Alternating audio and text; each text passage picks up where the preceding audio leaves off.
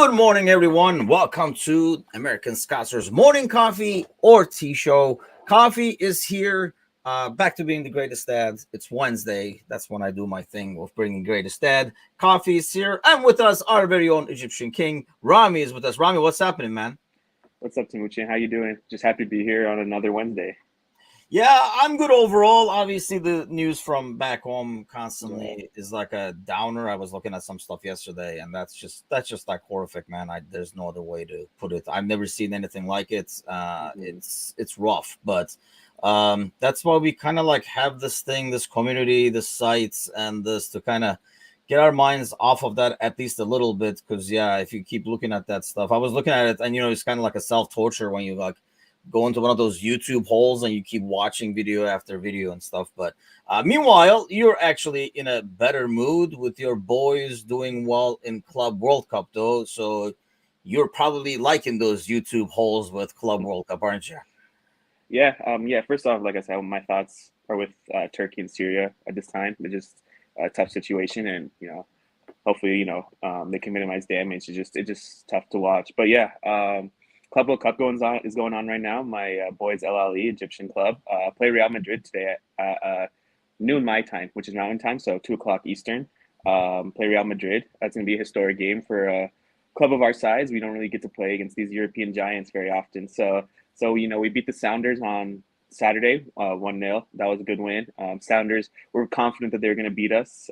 Typical, I guess, American exceptionalism, but but but yeah, they're confident they would beat us, and we took care of business. So now we get to play Real Madrid, and I don't have a ton of expectations for this game. I guess minimize damage is the best way to put it. But yeah, if we can pull off a crazy upset, it'll be a historic win for sure.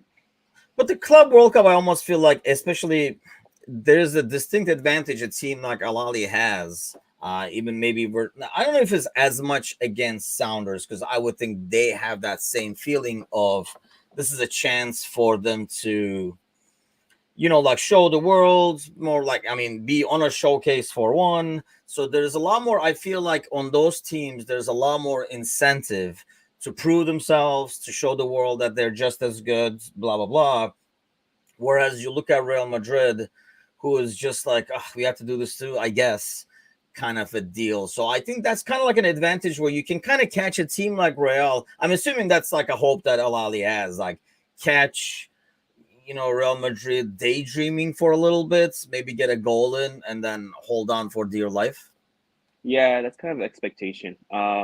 Because like you said, Real Madrid, this is basically a friendly for them. But for us, this is arguably the biggest game in our Yeah. club's history. You know what I mean? So it's two completely different perspectives. Real Madrid didn't bring their 18 by any means. Obviously, they have injuries, but they still didn't bring all their best players. Like Benzema's out, Courtois is out, Militao. A lot of these starters are out. So yeah, it's obviously not the priority with the Champions League next week and all of that. So for us, yeah, it's a great opportunity. This might be the best opportunity we have to take down a European giant. So we'll see what happens. Like I said, I don't have a ton of expectations, but yeah, my hope is exactly that. Maybe we get an early penalty or something and just hold on for dear life at that Where point. is it on TV, by the way? Like, where can a guy I watch believe it? Fox Sports.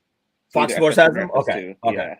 Yeah, I might take a look at that one today. Because honestly, like, even if Real is winning, no offense to your boys, I'm hoping that you guys do some kind of a damage, Yeah. take a couple of legs and knees away, so we can kind of at least like gain some advantage for our boys, which we need all kinds of advantage, whatever we can get at this point.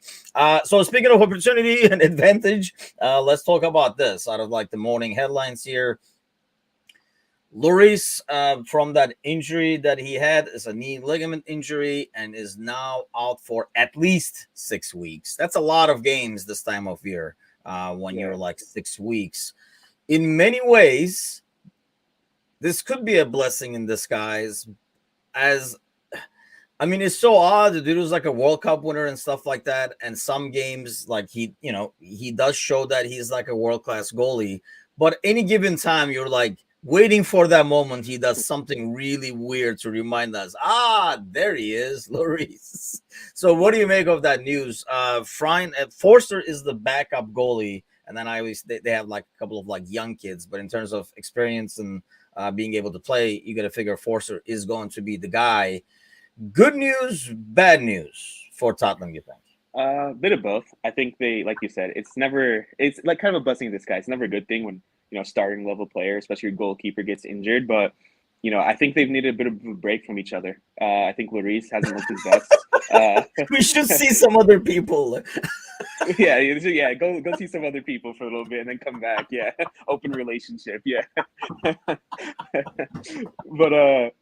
yeah, no, I think after the World Cup, even a little bit before, he hasn't looked his best. I think of that Arsenal game, that Saka goal, where he made that mistake, and so who knows? Yeah, like I said, maybe they just need a little bit of time. And Forster can come in and do that job. The only issue is I believe he misses both legs of the Champions League, and I think potentially at least the first leg of the next round. And so those are big games to miss. You at the end of the day, it's his leadership. I'm sure, just his leadership at the back, his communication more than his shot saving that I think they're gonna miss. But you never know. Like I said, maybe just having a new face in goal will give him a little bit more confidence in defense and stuff like that. But it could be a blessing in disguise, but it does always kind of hurt to have a starter level player miss that much time. Yeah, Alan says Bobo the Clown. I have to admit, in the background, I had to Google Bobo the Clown because is that like a relative to Bozo? Because I've heard of Bozo. Reminds me of that Seinfeld episode where he's like, "You don't know Bozo," but yeah. So I think that's a good point that you made because it's not only we only see the goalie as the shot stopper and stuff like that only when he's involved. And there's a lot of setting. I know like the center backs do a lot of that weight, but especially in the back, there's a lot that the goalie can do. As a guy who's played center back, it's an extra pair of eyes behind you that can tell you where the danger is coming from or what they're sensing. Because as a center back, you kind of have like the full vision. But there are times where you're like facing a certain way and you might not be seeing it, or you might not sense the danger yourself. So it's always good to have a goalie behind you to say, shout out directions too. Maybe not even only to you, but the guy in that area or whatever the case might be. Aside from that, I always feel like there's a huge psychological factor, and we've seen this with Liverpool. In like over the last decade, I guess there's a difference between having, which I love him as a person, great human, great teammate, like Mignolet when he was in goal.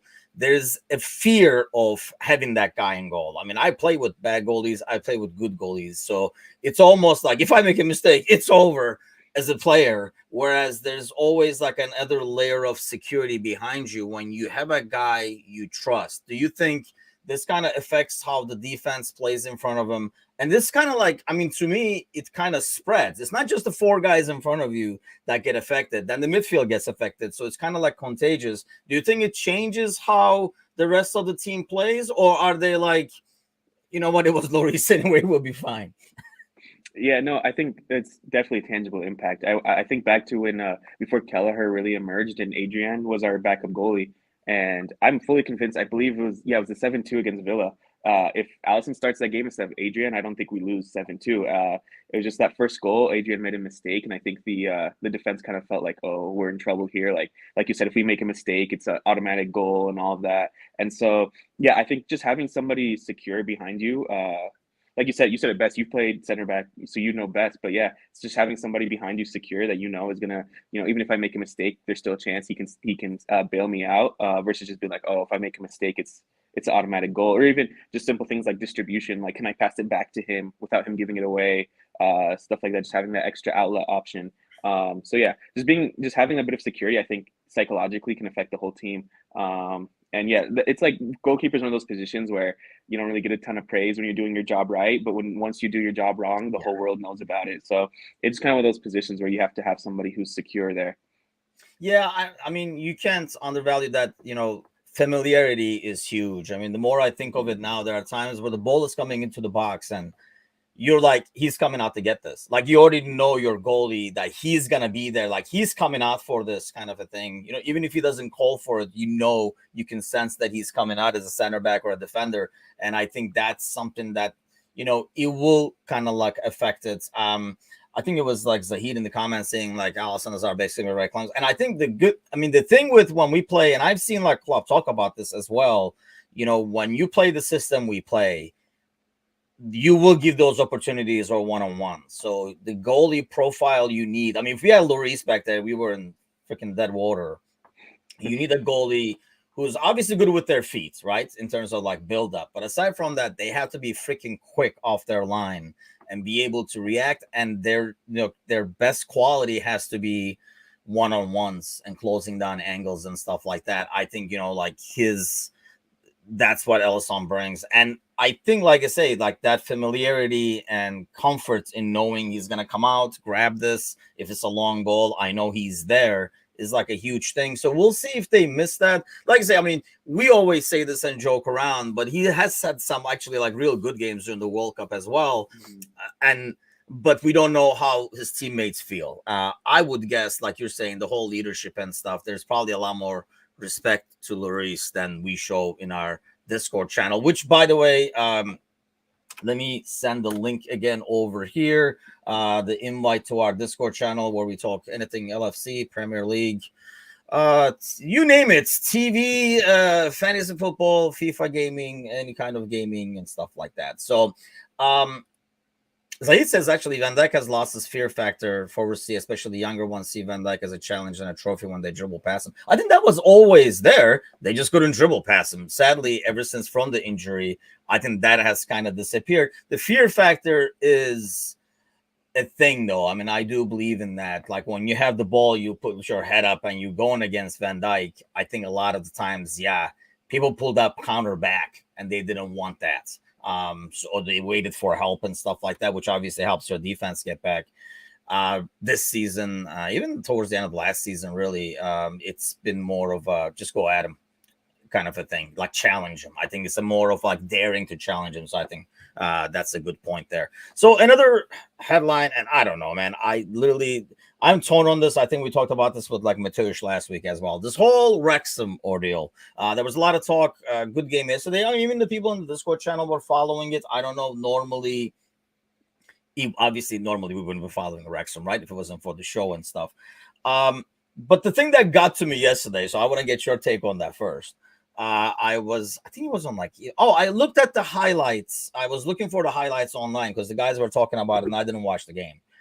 And like the initial ESPN introduction to it was, the fairy tale story is over. They lost. Is it really a fairy tale story when it's a team in a lower league with ridiculous funds and resources compared to everybody else is doing well? I mean, I personally don't consider that fairy tale. I mean, this could be an interesting story, maybe, but I just don't find the term a fairy tale story for Wrexham kind of like matching to it. Yeah, 100%. Especially when you consider that they didn't really do much. What they got to the fifth round or fourth round of the FA Cup. That's not really a fairy tale. If they had beaten Sheffield and maybe gotten a result against Tottenham, then you can start to be like, oh, this is a fairy tale run. But you're 100% right. It's they have a documentary about them. They have these Hollywood owners. They have a ton of this American interest now. Their games are being shown on ESPN. That's not the makings of a fairy tale, if you ask me. When it comes to fairy tales, like you said, it's like somebody just overcoming all the odds and everything against them, and they still found a way to persevere and win. Oh, you froze on us. Zahid says Deadpool made Wrexham relevant. Pretty much. Oh, you cut off. Go ahead. Okay, yeah, I think my internet technical difficulties. Yeah, before they got their Hollywood money, yeah, if it happened then, I would say that's a fairy tale story. But you're 100% right. From the lower leagues, they have the most funding and most access, most marketing. They're on ESPN. They have this documentary, all of that. So, I wouldn't have been surprised if they beat Sheffield United just because of all of that. But yeah, it's still an interesting story at the end of the day, just to see. Oh, you froze on us again. The Egyptian King's Wi-Fi having issues there. It's going in and out. But no, I think the thing to me is, yeah, I mean, they have all these resources. The big thing that came out after the game, so let me bring that up on the screen over here. But Wrexham defend themselves after criticism because Billy Sharp had a lot of stuff to say after the game. And it sounded like it was more about, I know when you read the comments, I mean, the biggest thing he was offended by was that they were talking about the Spurs game even before beating United. But I mean, they're on freaking TV, so they're probably asking them, so what do you think about Spurs next round, huh? They were like, oh, yeah, I can't wait to it and stuff. I haven't watched it to know what the conversations were or whatever. But I just think it sounded like on Sharp's part, he's just bitter that he's not the one on TV. And in terms of Wrexham's part, though, I do agree that they have gotten a lot cockier because despite having, like, you have all the tools, it's almost like you're driving the best car in the race.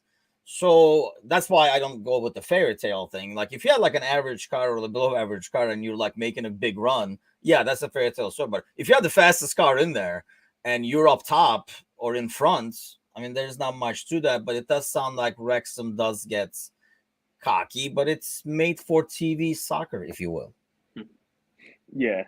And I think when you look at the difference in the standings, Sheffield United being a top six team in the championship, and then Wrexham being a non-league club, when you look at it like that way on paper, yeah, it is a fairy tale. But when you look at all the context behind it, then you kind of start to get a better picture of why these things are happening or why they're able to compete in the first place. So Wrexham at this point, they just need to worry about getting promoted and stop worrying about all this other TV and fairy tale nonsense. Just at this point, it's been, I think, 2 or 3 seasons since they got the Hollywood ownership. So, there's no excuse for them not to be in at least League Two next season. So, I think that should be their priority, just getting promoted and worry about all the other stuff later. Yeah, I agree. I mean, it's so. Do you think it's good for soccer, just the fact that people are following it and it kind of like creates an interest, or does it make it more theater than a sport? I think it's good for soccer here in America. I don't think in England or Europeans in general would care, but I think here in America, because they have that what's the word? Recognizing. I forgot what the word is, but they can recognize these celebrities. They know who they are, and there's this Hulu documentary and all of that. I think it's good for growing the sport here. The fact that games are being shown on ESPN, like I said, a lot of people are tuning into Wrexham games that wouldn't watch otherwise just because of all the storylines, and they want to see them do well and go on this FA Cup run and all this stuff because of these storylines. And that's not a bad thing, I don't think, but it's just a way to grow the game here in the United States, and so that's always a positive. I just kind of wish American fans would have that same kind of energy for like the MLS or things like that, where if you support your team locally, that's how you grow the game. Versus a team that's a non-league team all the way in England, just because the owners doesn't mean it's not the same. So I think it's good for Do growing you the think game in that America. create like that helps that? Like, does somebody watch the show? And Hmm. average American Joe, if you will, watches the show, Wrexham, and he turns it off, and then he's like, you know what? Maybe I should go check out, I don't know, like the Chicago Fire or whatever. I wonder if the games are this good. See, here's my fear with that, because you can watch that on there, right? See the passion and see the stadium, how crazy people are. And then if you're like, yeah, man, this should be like, I should go to the Fire game. I'm in Chicago over here. How come we never went? And then you go and you're like, because it's not, really nowhere near the same atmosphere and passion and stuff like that. But do you think at least it initiates people to say, you know what, let me go check Major League Soccer. I have this thing over here. Yeah, and like I said, even if it's not like it doesn't stick, or it's not a fun experience, or they try to compare it to European football and it's not the same. At least they tried. You know what I mean? That would not have been a thing a few years ago, where the average Joe would be going to an MLS game. They would laugh at that prospect. So I think, yeah, just the fact that, like you said, just getting them exposed to it and even initiating, even if they go and they hate it, they'd still probably have that feeling like, okay, yeah, this wasn't good, but I could still watch the Premier League on TV and that might be good or whatever. So I think it's Yeah. just a good way to introduce people to the sport for sure. I mean, I think, like, going back to Joe again, I don't know if I mean, I actually know that he can't tell the difference between, you know, Major League Soccer quality compared to Premier League quality compared to Wrexham's league's quality and stuff like that. I don't think as somebody new to the, like, if I when I started first watching football, I would not have been able to tell you, the difference between Canadian football and American football, because I'm just learning the game anyway. So I don't know the game enough to be able to evaluate talents. So I think in terms of quality, and that's why I feel like Major League Soccer should focus really on creating that atmosphere and, like, giving that vibe. Because eventually, as it gets more of that and more interest, I think you can keep improving the quality on the field, which is slowly improving. But that's, to us, maybe that's like the biggest shortcoming. But let's face it, the bigger market that you're trying to appeal to, probably does not care as much about the quality on the field. I mean, I've been to a minor league hockey game. I really enjoyed it because, I'm not that familiar with hockey to say, well, you should have done that. These guys are not good or anything like that. But the atmosphere was fun. The place is packed. It's a smaller area like thing in like Milwaukee, and it was like a good time and it was a good experience. And we would go to it again, like if we happened to be in Milwaukee and the game was on and stuff. But I think that's why Major League Soccer should focus more on creating that atmosphere, and then I feel like everything else will follow. Saidu's here. Good morning, Saidu. Saidu's making the pie that we made 2 weeks ago between FSG and Club. Um, yeah, we made that pie 2 weeks ago, I think, on the Monday podcast in terms of who gets the bigger slice of the faults and stuff. But I think the issue there is, there's like it's enough to go around. I just don't. I think Zahid was talking about earlier. I'm kind of like past the FSG midfield thing at this point too. Once I saw our um, press and stuff up top, and our back line and stuff. Yeah, there's a lot bigger problems than just the midfield. If FSG bought one midfielder, we're I think sadly slightly past that. So Zahid says MLS won't be popular until get rid of salary caps. Well, being in the US, that shit ain't gonna happen. So Zahid, what chance does Major League Soccer have? Zahid says restrike. I mean, it's just not the American way, Zahid. I agree. It's just not the American way. So that's never gonna happen because of how the markets work and how American sports work. I mean, yeah, it would be great if they had like people couldn't tank it and they dropped out of NBA and stuff too, but it doesn't work like that in any sport in here. So what chance does Major League Soccer have, I think, to kind of keep increasing the profile? I think one thing, and like you said, it's difficult with American sports. I think promotion relegation would really help. I think that's part of the reason why people are drawn to the Wrexham story so much is because they want to see him climb the ranks and get up in the leagues and stuff like that. And so if you had something similar here, where your local club is in maybe the second or third division and they have that chance to climb the levels, I think that would appeal to a lot of people. I also think they need to kind of embrace the European model when it comes to the season. Right now, they play in the summer, and everybody else plays in the winter months. So just kind of embrace that schedule. It'll be kind of maybe difficult in some states here, but just make it consistent. So if a European fan wants to get involved, they don't have to look up these random times and watch them in the middle of July and stuff like that. So I think the MLS is trying too hard to be an American soccer league and not just be a soccer league first. I think should be the priority, is try to make it establish certain things that people know that's consistent across all leagues. Establish that first, and then try to Americanize it. But they went the other way around. They tried to Americanize it first, adding a playoffs, all these other things that just try to American, like you said, a salary cap, no promotion, just those types of things that Americanize it, a franchise system, all of that. Before they established a good soccer league. And so I think they just need to get back to the basics, and then from there, who knows, anything can happen. But like this whole just try to sign superstars, aging superstars, the whole David Beckham, Zlatan, potentially Messi, that whole thing, the retirement league, they need to get away from that stigma as well, because until then, they're not going to have the respect of not even European soccer fans, but American. Like me and you, we both love football, but I don't know the last time I sat down and watched a full MLS game that wasn't, my local team. So it's just tough because that's who you need to appeal to, is not just the casuals, but the hardcore fans who would prefer watching a Premier League game over an MLS game. See, like, I don't know about that because I mean, I agree in terms of, Zaid is saying the same thing, promotion relegation will be huge. Once again, people, I don't know where you guys live, but that shit ain't going to happen. Yeah. First of all, these teams would not even be formed if owners knew there was a chance they were going to get relegated. I don't think the money gets invested. Part of the deal is, just with any other American sports, a certain amount of money is freaking guaranteed at all times. That's why the owners and investors go into it, because there is no chance of a loss, really. I mean, you can be the shittiest NFL team. You can trot us out there, as players, and they will still make money. And there's no like fear of relegation. They'll be like, we're taking it. We want the number one pick next year. So it's like, it wouldn't matter to them. I don't think that is never going to happen.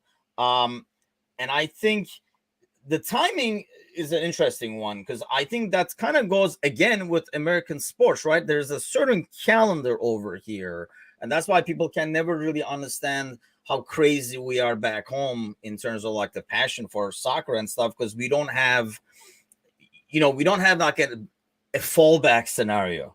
Like you're not like, oh, Fenerbahce is not doing well, Liverpool is not doing well. Well, don't worry, hockey is around the corner or something like that. Whereas over here, it feels like that. The NFL season starts, you're like, oh man, my team is shit. Well, thank God NBA started, and then Hmm. that ends, the other one starts, that ends, the other one starts. They're like, oh, baseball is next and stuff like that.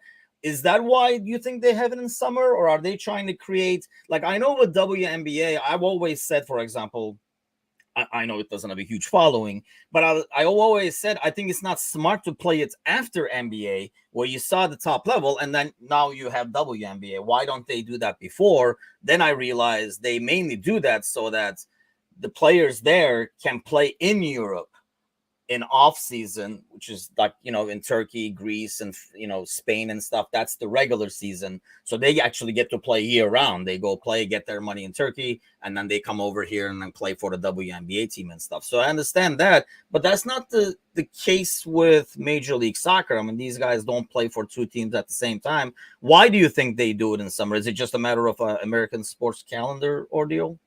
Yeah, I think it's a bit of two things. I think it's they don't want to compete if they're playing on weekends in the fall. They're competing with the NBA, the NFL, and college football, and that's an impossible task at that point. You're fourth, potentially fifth if hockey's on. So I think that's part of it, and then I think the other part of it too is just when some states, cities have rough winters.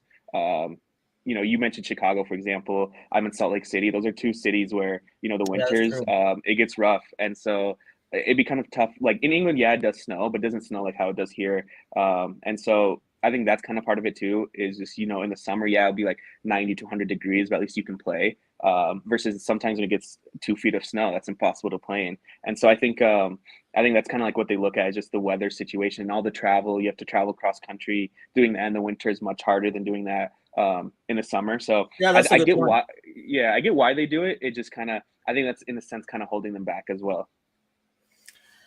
Sparky Parky says NFL and NBA don't want it to get more popular. I don't. I really don't see either one of those see Major League Soccer as a threat. To be honest with you, I just don't. I mean, because the following is totally different. Number one, the demographics and everything like that, and I just don't see. I mean, there's a lot of obviously there's a lot of like crossover between the sports. I mean, like somebody like me included, but I really don't think like the reason Major League Soccer is not getting bigger is not because the other ones are like holding it back or anything like that. I think it's just a matter of like increasing you got to increase the interest in the sport itself, right?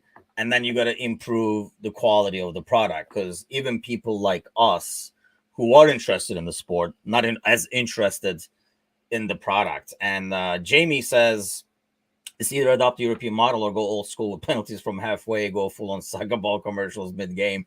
I They're not going to. I mean, like I say, in an ideal world, yeah. But first of all, I don't think that will be successful over here because, like we said, nobody's going to invest and they're not going to have as many teams if relegation is in the mix. I think this goes for all sports. They keep adding franchises mainly because it's a solid and safe investment. So it would not happen. I mean, they're adding more teams out into Major League Soccer now, right? Too, and that's not going to happen. Especially in smaller markets and stuff like that. The weather is a good point, though. I did not think of that. That's a good point. I mean, the U.S., just the way it is and how big it is and how it can change from location to location.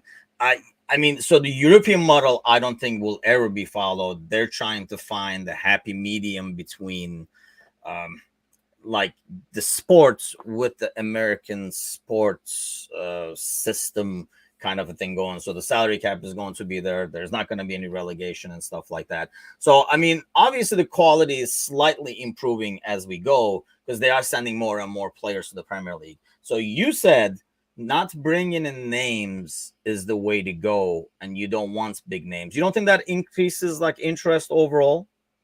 I don't think it creates genuine interest. I think it's kind of what's the word, like astroturfing in a sense, where you're kind of you're just getting this big buzz all at once, and then you kind of the player comes and walks around for 90 minutes, and then nothing really happens. I remember I think it was Beckham when he came. He didn't really do much of anything. He just kind of, yeah, he had his moments, but like you kind of watched him. It looked like he didn't care, and that's even worse for the league than I think just not signing him at all. I think you should, and I think you've kind of seen this trend in the last few years. Just try to sign good young players from South America, Mexico, Central America, stuff like that, and develop them here, and then ship them off to the Premier League or to a European club.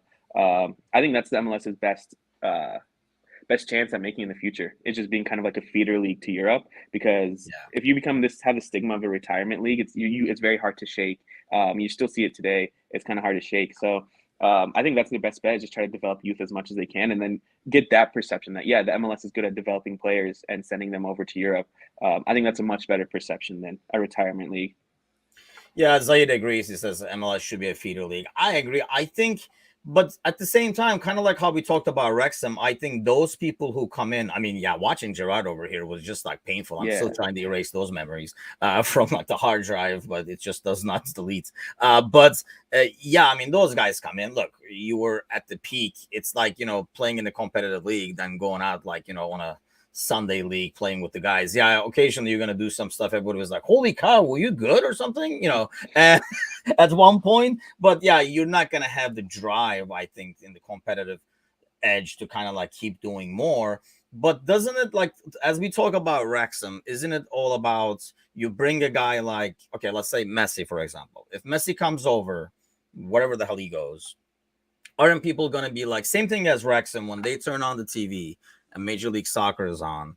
Aren't they going to be like, oh, it's that thing on the Wrexham show? Like, and then like start watching, and they're going to be like, oh, it's that Messi guy. And isn't that a way to bring people in to say, well, let's check it out? yeah. I think it's a good initially. Like I said, I think it's a good just bump to start. But once Messi's been here for like 6 months or a year, that novelty is going to kind of wear off. And when they see that he doesn't, like, he already walks around for 90 minutes with PSG in Argentina.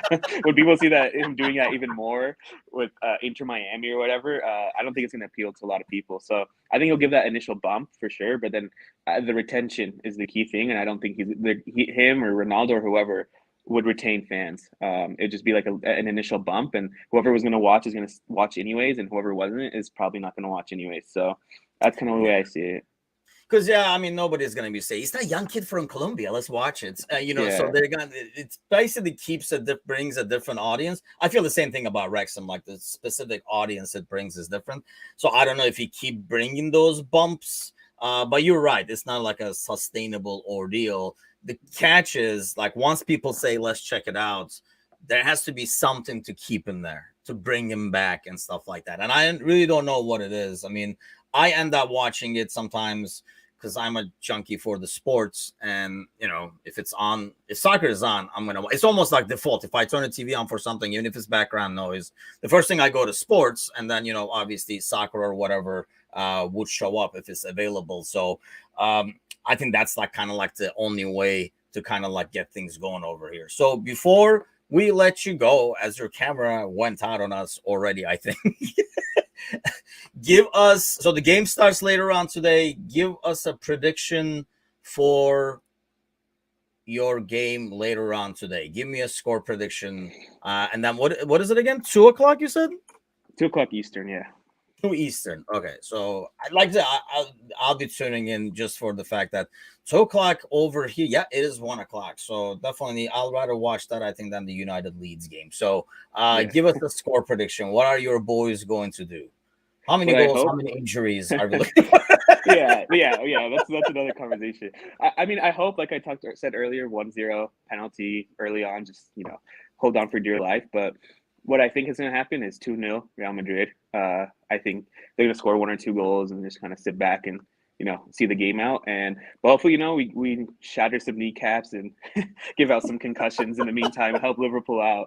That'll be a real win in my book if that happens. But Yeah, yeah, sadly, with our form, that's kind of like becoming our only hope over here. If everybody's on crutches, maybe yeah, maybe we'll look better, kind of a deal. But well, good luck to your boys. Thanks a Thank lot you. to all those commenting, following.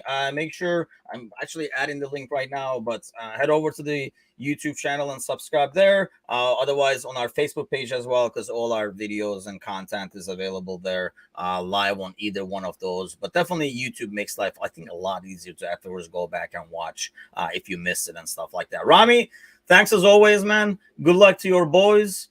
Speaking of boys, they will be back tomorrow night and be followed by like the fantasy show. So 2 hours of live content over here in American Scouser. So that's why you should go follow those links now so that you get exposed to the comedy that's going to happen tomorrow night. Mecca will be joined by Jamie and Trevor. And then at nights, obviously, it's Gali and Matush, the fantasy boys. That probably doesn't sound well, but you guys know what I mean. The fantasy football boys. Let's go that way. But have a great day, everybody. And I'll be back Friday morning. I'll see you guys then, but definitely tune in tomorrow night to watch the boys.